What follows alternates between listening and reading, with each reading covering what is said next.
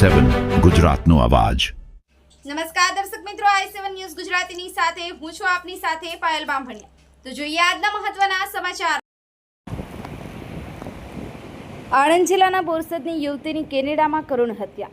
બોરસદની દીકરી વિધિ મેઘાણીની કરુણ હત્યા થતાં પરિવાર સહિત પંથકમાં શોકની લાગણી પ્રસરી ગઈ છે। મળતી માહિતી મુજબ કેનેડા ખાતે રહેઠાણ દરમિયાન અજાણ્યા સંજોગોમાં વિધિ મેઘાણીની હત્યા કરવામાં આવી હોવાનું સામે આવ્યું છે। ઘટનાની જાણ થતાં પરિવારજનો પર દુઃખનો પહાડ તૂટી પડ્યો છે। ઘટના અંગે સ્થાનિક પોલીસ દ્વારા વધુ તપાસ હાથ ધરવામાં આવી। વિધિ મેઘાણીના અકાળ અવસાનથી બોરસદ શહેર તેમજ સગા સ્નેહીઓમાં ભારે શોકની લાગણી વ્યાપી ગઈ છે। Bureau chief Narendra Sharma, i7 news Gujarati, Anand.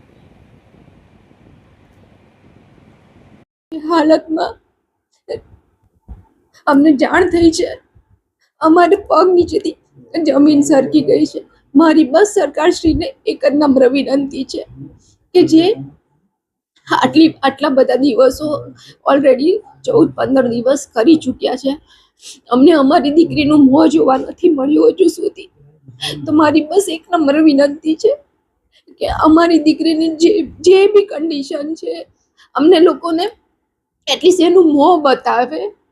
ત્યાં આગળથી સરખી એ લોકો કોઈ અમને જવાબ નથી આપી રહ્યા।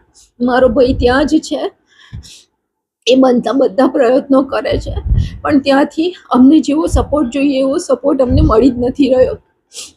એટલે મારી બસ એક જ નમ્ર વિનંતી છે, એઝ સૂન એઝ પોસિબલ જે બી છે, જે માણસ સંદિગ્ધ જે પકડાઈ ગયો છે એને કોઈ પણ સંજોગોમાં છોડે નહીં, એને ફાંસીએ ચડાવે કે બધાને એક ઉદાહરણ પૂરું પાડે કે આજ મારી જે ફૂલ જેવી દીકરીની જેવી હાલત કરી છે એવું બીજા કોઈ પેરેન્ટ સાથે ના થાય।